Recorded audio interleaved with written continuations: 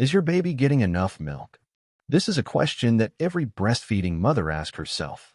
In this video, we'll uncover the subtle yet powerful signs to help you know if your baby is suckling effectively and receiving all the nourishment they need.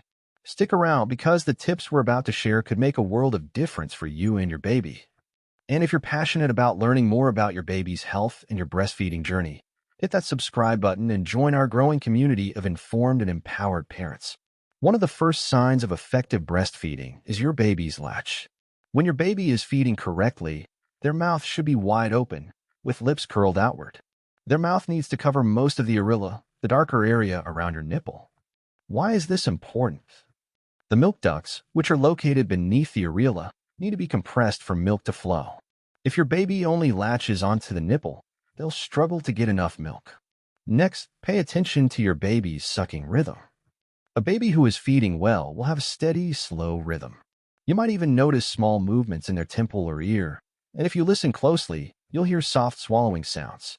These are clear signs that milk is being transferred effectively. But how can you be sure your baby is satisfied after feeding?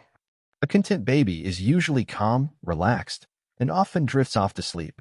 However, don't worry if your baby seems more restless in the evenings. This is completely normal and often reflects the natural activity patterns they had in the womb. Mothers, your body will also tell you a lot. After a proper feeding session, you might feel more relaxed, sometimes even drowsy. You'll also notice your breasts feeling softer and less full, clear evidence that milk has been transferred to your baby. Now let's talk about ensuring your baby is getting enough milk.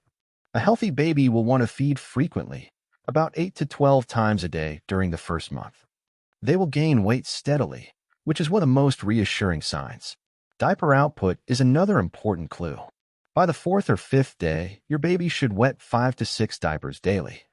For stools, you'll notice a transition from the thick, sticky meconium in the first few days to soft, golden yellow stools by the end of the first week.